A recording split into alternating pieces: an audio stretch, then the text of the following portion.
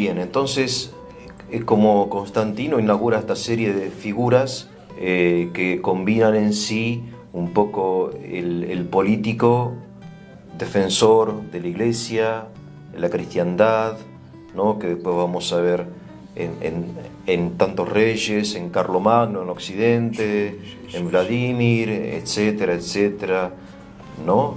Es un poco el... Bueno, él acaba su vida Sí, tiene ese recuerdo de su hijo primogénito Crispo, que ya era militar y comandante, envenenado en la ciudad de Pola, en Croacia actual. sí. Porque parece que el chisme era de que Crispo quería tomar el gobierno en vez de su padre. Y lo mandó a envenenar el padre. Sí. El padre. El padre. La segunda mujer, ese era hijo de Minervina, la primera mujer de él. Sí. Porque esa murió. Pero la segunda, Fausta, la mandó, probablemente que la calumniaban de adulterio, la mandó ahogar en agua hirviendo.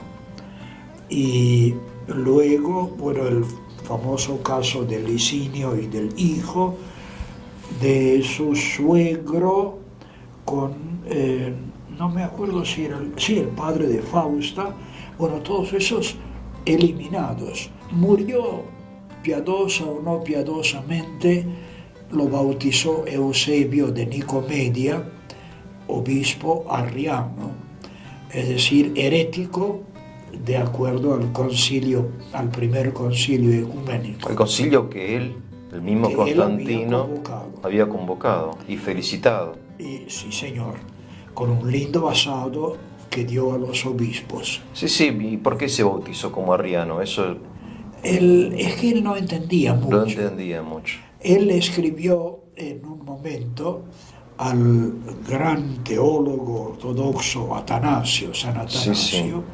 enemigo ideológico acérrimo de Arrio. Sí. Escribió a él y a Arrio: no discutan cosas que no tienen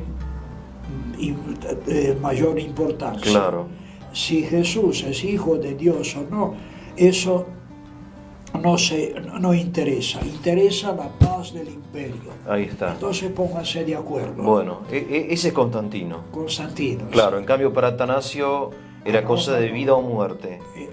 Exactamente. Si es hijo o no de Dios, es más, si es hijo en el sentido ortodoxo consubstancial a su padre, no hijo así en sentido así nomás. general, claro. Sí, es interesante porque totalmente otra forma de ver las cosas. De ver las cosas. Claro. Y Arrio a su vez también tenía sus convicciones que introducía la filosofía griega en el dogma, ¿no? El demiurgo, ser intermediario entre Dios y las criaturas. Bien. ¿Qué tal si enterramos a Constantino? ¿O todavía...? Sí, lo enterramos era por Pentecostés del año 337. Sí. Y lo heredan sus hijos, Constantino II, que murió muy pronto en una batalla, pero luego vienen los otros dos, Constante en el occidente y Constancio en el oriente. Bueno, estos se encuentran con el tema de la discusión teológica y protegen, cada uno en su región, el partido más fuerte. Claro. En el oriente Constancio protege a los arrianos, y en el occidente, que eran unos cuantos cristianos perdidos en la población, Constante, sin embargo, protege la ortodoxia. Desde el punto de vista de la geografía, cuando usted dice Oriente y Occidente, Sí. ¿por dónde pasa la frontera? La frontera es la antigua frontera romana que nace en el Golfo de Libia, en el África, Sí. y en línea recta sube a lo que es Albania Sí, y corta por allí, entra en el continente, se encuentra con el río Drina que separa Bosnia de Serbia, y Drina lo sigue hasta la desembocadura y después se pierde en la llanura centroeuropea.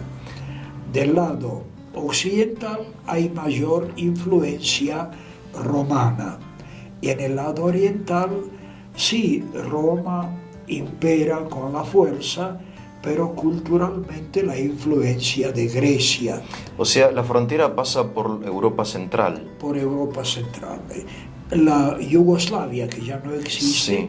sería dividida en dos por la frontera romana, justamente. Bien, de ahí que Yugoslavia es en parte católica y en parte ortodoxa. Porque Croacia, Eslovenia son católicas, y Serbia, etcétera, ortodoxa. son ortodoxas, porque por ahí pasaba la frontera del Claro, imperio. la Iglesia acepta las fronteras romanas para su propia jurisdicción, claro. para, digamos, entenderse.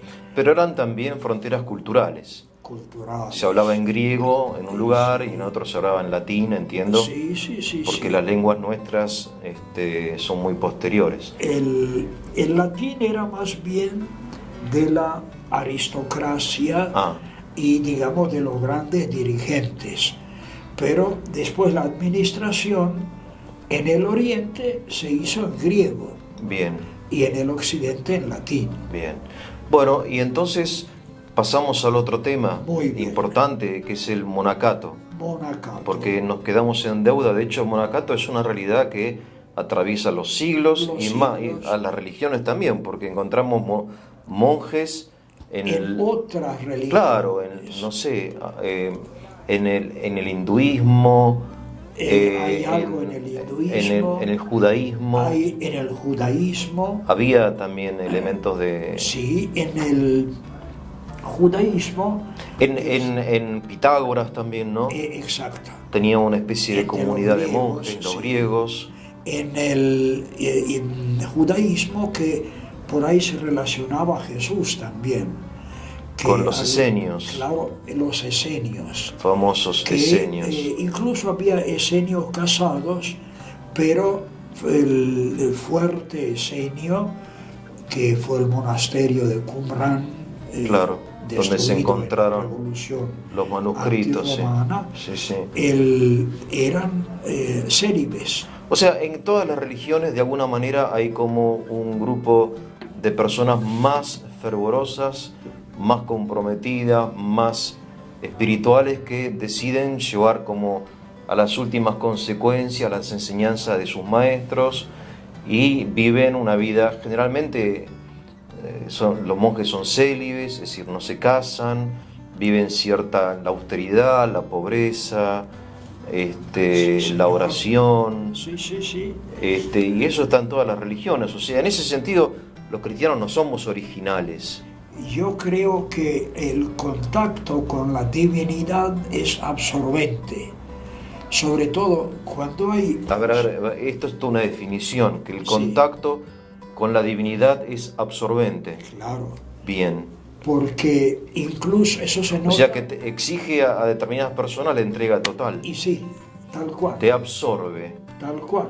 Bien. Los que han tenido la suerte en la historia de tener un contacto, digamos, directo con lo divino, así fue el apóstol Pablo, claro. cuando cuenta elevado al tercer cielo.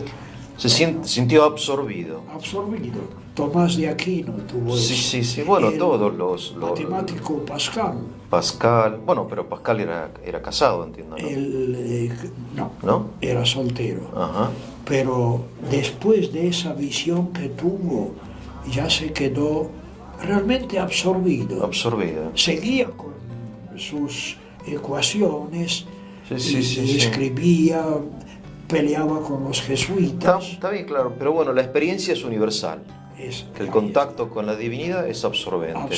Y quien tiene esa experiencia, entonces de un modo casi natural, decide Opta- vivir exclusivamente para la divinidad, opta por lo divino. opta por lo divino. Y eso es lo que se llamaría un monacato. Ahí está.